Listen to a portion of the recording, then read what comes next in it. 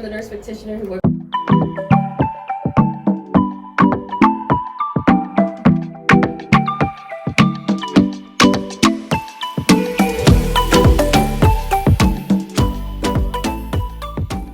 Hey y'all, good morning. So as you just saw, Ladybug had a doctor's appointment, her first of two today.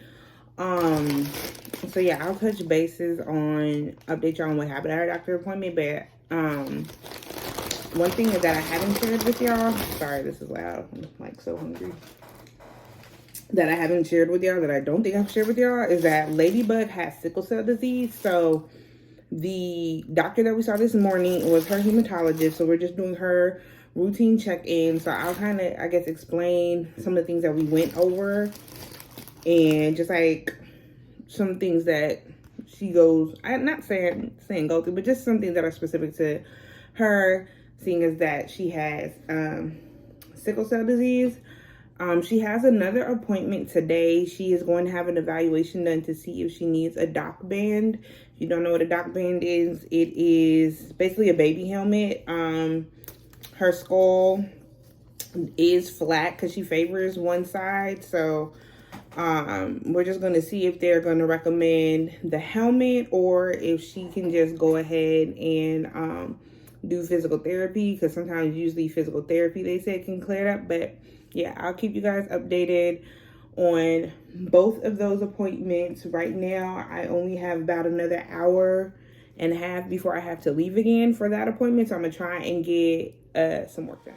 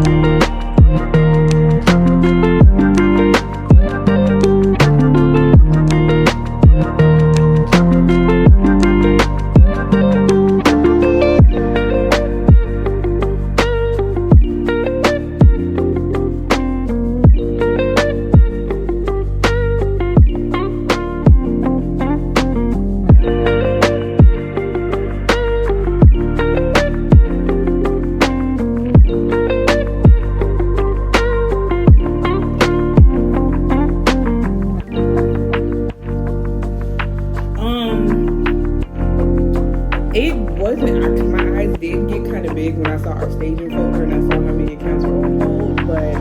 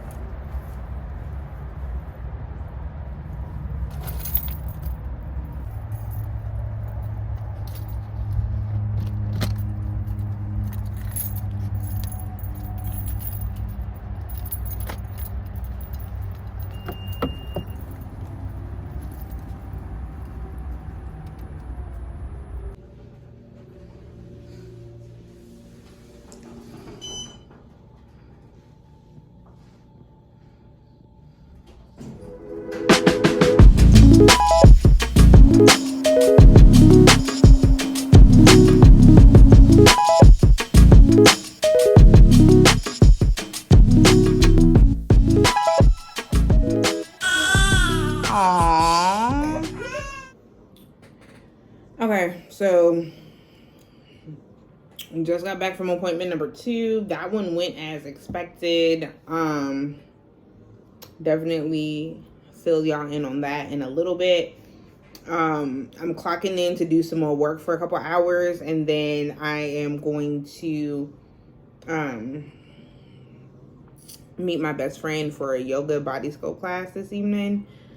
So yeah, I just wanted to get some work done, especially since I was out I was out all last week. Yesterday was my first day back, so I'm still trying to like catch up on emails and respond to clients and give updates to the people who are requesting updates from me and things like that. So I'm gonna go ahead and knock out a few more contracts.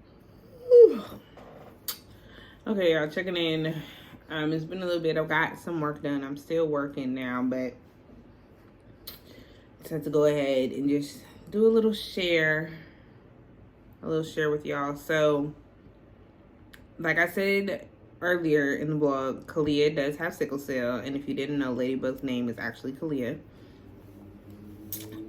So with that, she just has to be constantly monitored.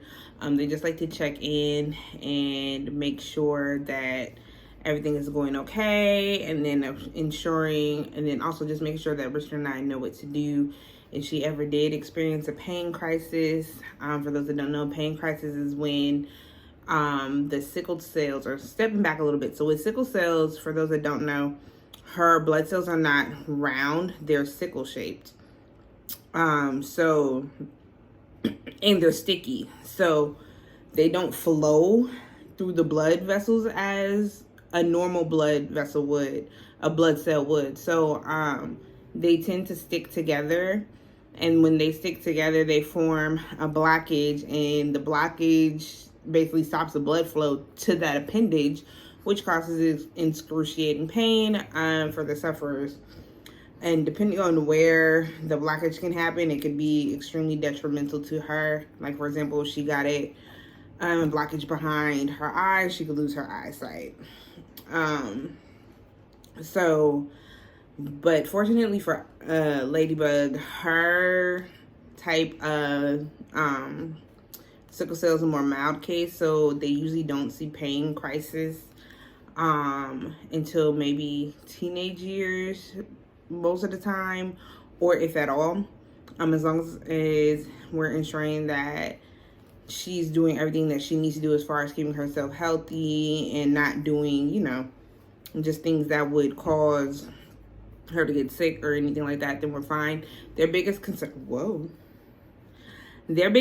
right now with Ladybug is infection. So her immune system is compromised, so her getting anything such as a common cold or anything like that, she would have to be seen and evaluated to make sure that it's not waking up, waking up the disease, for lack of better terms. Oh my eye. But yeah, so they just went over how to keep her safe during the winter time. I didn't even think that the winter could affect her, but apparently when you get cold, your blood vessels constrict, and that constriction can make it hard for her blood vessels to travel. So they said to always bundle her up, make sure I keep her warm. She's going to be in the house, make sure she always has on socks when we leave, stuff like that. So that was that appointment. That went pretty much as expected. She goes back in 3 months just for another check-in. Her second appointment today, which y'all saw, was for a cranial orthotic or a dock band evaluation. I've noticed some things with Ladybug as far as like her face and how it's structured. Like she has some asymmetry on one side. One eye is larger than the other. She tends to lean her head over to the right and favor some other side, and all of this has caused me to notice that her head is flattening. So brought this to the doctor's attention at her 4-month appointment. They referred us to the specialist that we saw today. That specialist, after taking pictures of her skull and showing us how it compared to a normal 4-month-old's skull, told us that they are going to recommend that she does get a dock band. So again, something else that I had already expected would happen. So I've been preparing myself. I'm actually not worried about it. It's quite common. Y'all seen the babies out there with their little helmets on. She's just about to be one of them. I'm just glad that we caught it early enough to where she I'm sorry, baby. Early enough to where she will be treated and not really, you know, have any lasting effects. The helmet will fix all of the asymmetry, her ears being one higher than like everything I just listed. The helmet is going to definitely help with correcting, as well as her head shape. With that, she has to start physical therapy. Her doctor supposedly sent in a referral a week ago. I still have not heard back from them. I tried to call the place that they were sending the referral to, and got a voicemail, so I'll be calling again tomorrow. But the doctor or the evaluator who we saw today gave me an exercise that we can start doing with her at home to like help stretch out her neck so she can hold her head upright.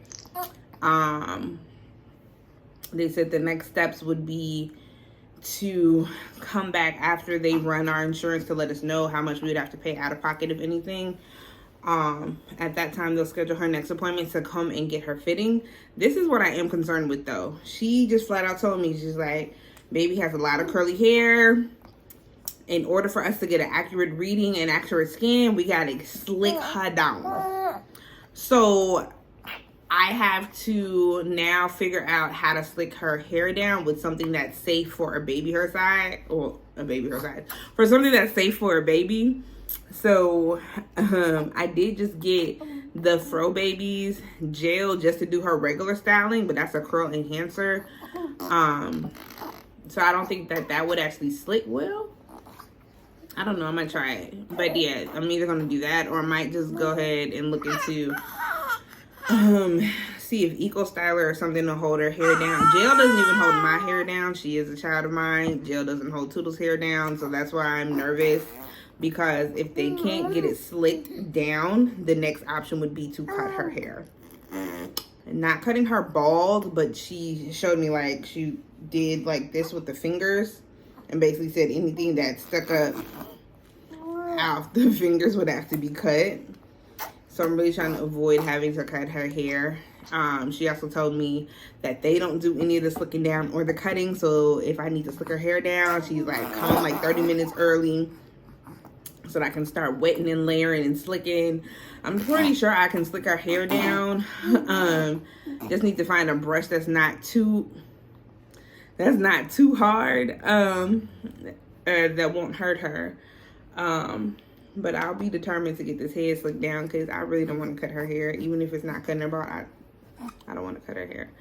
So yeah, I'll definitely keep you guys updated on her journey. And I know you've seen the little helmets where the baby's helmets are decorated and little themes and stuff.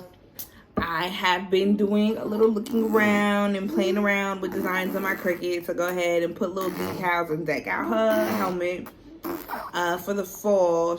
Right now, her treatment plan for her level, for where she is on the scale with the flathead, her treatment is anywhere from 2 to 5 months. 2 is the goal.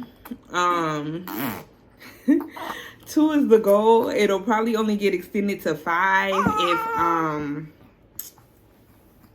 if for whatever reason after the 2 they determine that she needs a second helmet. But 2 is the goal. She will have to wear it 23 hours a day. They said take it off really only for bath time, or any other thing. So not any other thing, but you know, just pick an hour, let it off. She's good. I forgot to ask how that affects how she fits into like her car seat and things like that. So I'll definitely make sure to ask that once we get back to her fitting. But yeah, that was the appointments today. So everything with Sickle Cell looks good. They did take, I don't know if I mentioned with her Sickle Cell appointment, they did do labs. They do, I guess they're going to be doing labs at every appointment just to make sure her numbers are where they need to be. And I got the results, I just haven't looked at them. Oh, something else with the sickle cell. So we have been talking to a private landlord who has a home outside the city of Charlotte. And we were set on going ahead and applying for her home when she starts accepting applications within the coming weeks, to see about moving there. And I mentioned like where we were thinking about moving, and the doctors actually brought up the fact that there's no children's hospital within that area. There's a hospital obviously, but there's no children's hospital, so this would affect Toodles and Kalia, but more so Ladybug because of her condition. And so she was saying, if I ever need to take her to the if I ever needed to take her to the hospital, my options would be to either drive her into Charlotte and go to the children's hospital, or I can take her to the local hospital where we're moving to and then just have them call the sickle cell clinic and they can advise them on how to treat her or what to look for if it's a pain crisis. My issue with the latter is that they're not well versed or very familiar with treating someone that has her disease. And I would honestly prefer her to be seen by people in the clinic, people that she's seen before that know her, they know me, they know Richard, they know what they're doing. Like, they're hematologists, they know how to handle sickle cell, pain crisis, etc. So when Richard gets home today, that's definitely something that we're gonna have to discuss, because I am extremely nervous. Not saying that I am foreshadowing us having to rush from that house into the city for her to be treated, but God forbid if it ever did need to happen, like, I don't want her like in pain and that uncomfortable for that long. But then I also don't want to have like a shorter trip to the hospital, but then she has to wait to be treated because they don't know how to, because they don't know how to treat her, because they're not familiar with sickle cell disease. So I don't know, we have a lot of things to discuss and talk about, but yeah, that's gonna be it for today's vlog. Sorry if it seemed kind of all over the place. I was trying to do my best, trying to keep pushing out the content and all that other good stuff. So yeah, I will definitely keep y'all updated when we go back and once we hear from insurance and stuff.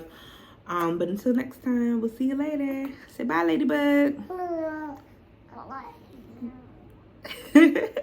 Bye, y'all.